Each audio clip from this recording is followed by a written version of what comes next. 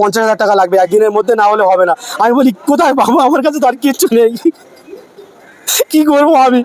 অনেক তার ধরে ঘরের আশেপাশ থেকে সবার কাছে চেয়ে চিনতে দিয়ে আমি পয়সাটা রেডি করেছি টাকার জন্য। তার বিচার এখনো পেন্ডিং রয়েছে।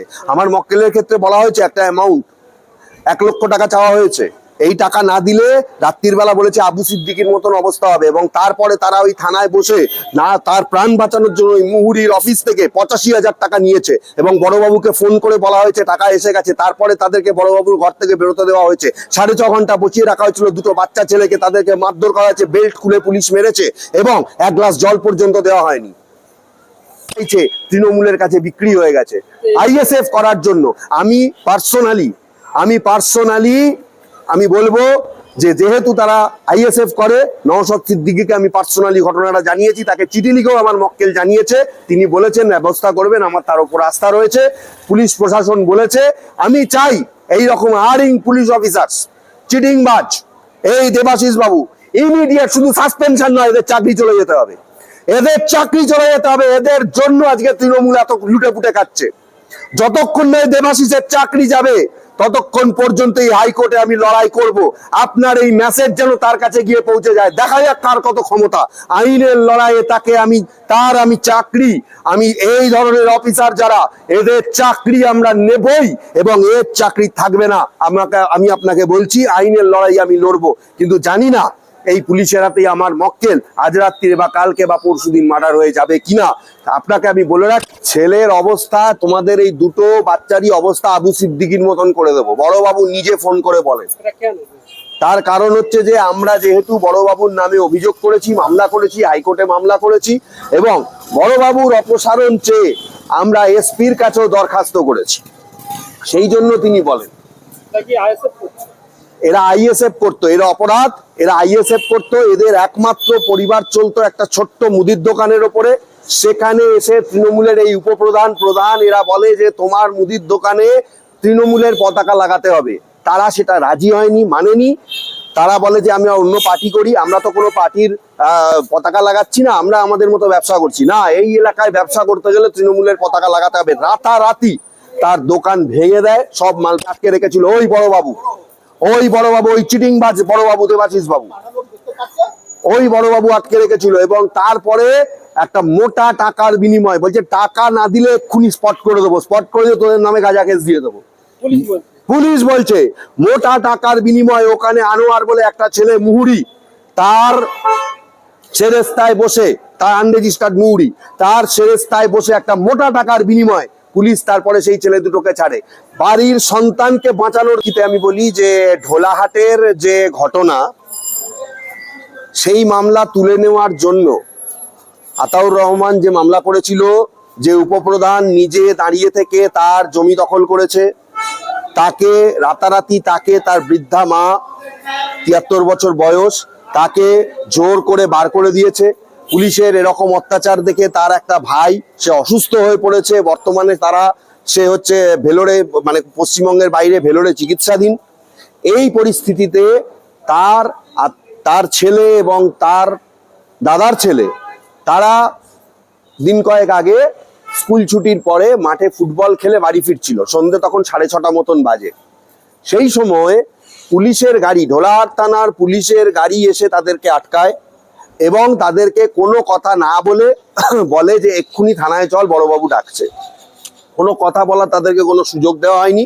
পুলিশ জোর করে তাদেরকে জিপে উঠিয়ে নিয়ে চলে যায়। জিপে উঠিয়ে নিয়ে যাওয়ার পরে সোজা বড়বাবুর ঘরে তাদেরকে ঢোকানো হয়। বড়বাবু, দেবাশিস বাবু, সোজা বড়বাবুর ঘরে তাদেরকে ঢোকানো হয়, এবং বড়বাবু নিজে সেখানে থেকে তাদেরকে বলে যে আমরা যে মামলা হাইকোর্টে করেছি, তার বাবারা যে মামলা হাইকোর্টে করেছে, ইমিডিয়েট সেই মামলা তুলে নিতে হবে। না হলে ঢোলাহাট থানায় যেভাবে একটা ছেলেকে মার্ডার করে দেওয়া হয়েছিল আপনারা জানেন, আবু সিদ্দিকী, পরিষ্কার তার বাড়িতে ফোন করে বলা হয় যে ছেলের অবস্থা, তোমাদের এই দুটো বাচ্চারই অবস্থা আবু সিদ্দিকীর মতন করে দেবো। বড়বাবু নিজে ফোন করে বলেন।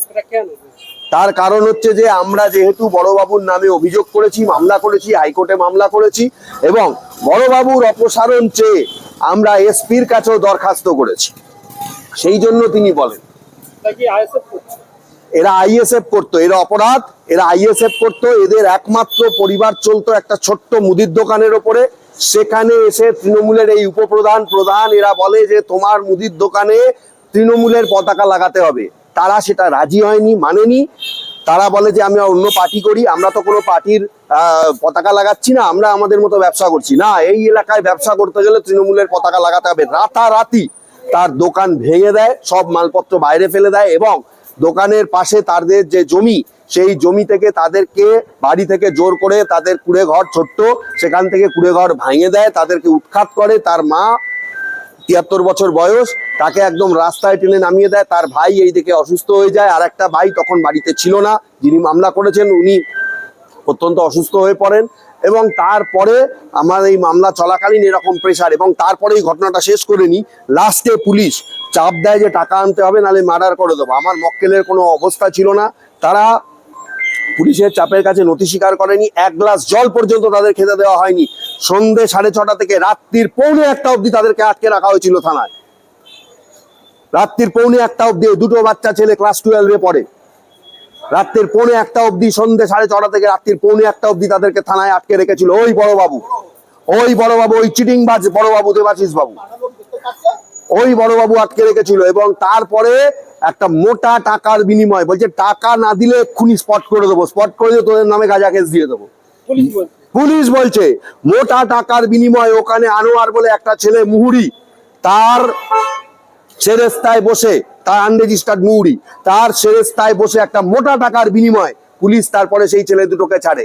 বাড়ির সন্তানকে বাঁচানোর জন্য ওই রাত্রির বেলা তাদের মা, তাদের অন্যান্য আত্মীয় স্বজন সোনার দোকানে নিজেদের সোনা, গায়ের সোনা এবং ঘরে যা সোনা ছিল বন্ধক রেখে কোন রকমে সেই টাকা জোগাড় করে। এই কথা এসপি কে জানানোর পরে এসডিপিওর মারফত ওই বড়বাবু আবার ডেকে পাঠিয়েছিল।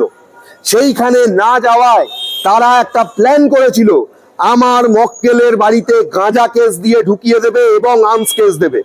সেই প্ল্যান আমরা চৌপাট করে দিই এবং এসপির তত্ত্বাবধানে এসপি বলে যদি ওই বড়বাবু কোনো কিছু করে এসপি তাহলে ব্যবস্থা নেবে। বর্তমানে পরিবারের অবস্থা অত্যন্ত আশঙ্কাজনক। যে কোনো মুহূর্তে যারা রক্ষক আজকে তারাই ভক্ষক। পুলিশের ওপর মানুষের আস্থা, আজকে তৃণমূলের সেখানকার নেতারা পুলিশকে দিয়ে আজকে আমার মক্কেলের সাথে এই ধরনের কাজ করাচ্ছে। মানে এই চিন্তা করা যায় না, আমার মক্কেল কালকে, আজকে রাত্রিরে কালকে মার্ডার হয়ে যেতে পারে, যে কোনো দিন তার ওই বাচ্চাগুলো মার্ডার হয়ে যেতে পারে। তাদের কোনো নিরাপত্তা নেই। যে পুলিশের নিরাপত্তা দেওয়ার কথা আজকে সেই পুলিশ টাকা চাইছে, তৃণমূলের কাছে বিক্রি হয়ে গেছে আইএসএফ করার জন্য। আমি পার্সোনালি আমি বলবো যে যেহেতু তারা আইএসএফ করে, নওশাদ সিদ্দিকীকে আমি পার্সোনালি ঘটনাটা জানিয়েছি, তাকে চিঠি লিখেও আমার মক্কেল জানিয়েছে, তিনি বলেছেন ব্যবস্থা করবেন, আমার তার উপর আস্থা রয়েছে।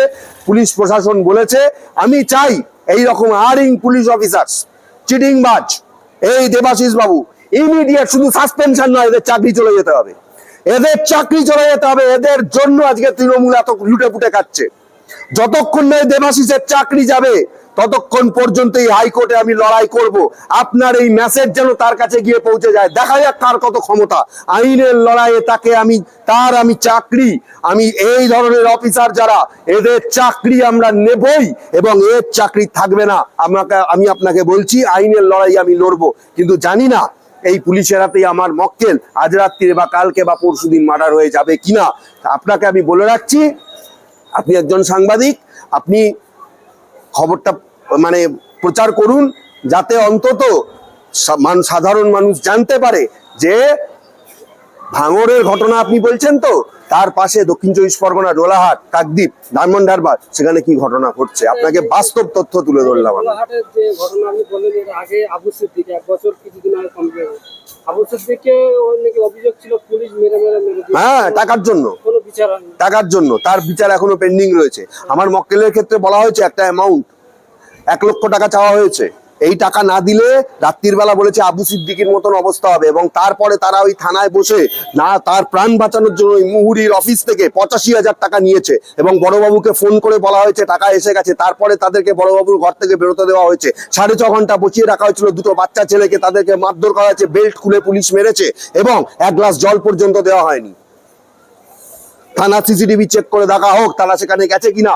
এবং আমি মনে করি এসপি ডিএসপি যত বড় বড় মুখ্যমন্ত্রী, তিনি নিজে পুলিশ মন্ত্রী, কেন এর ব্যবস্থা নেওয়া হবে না?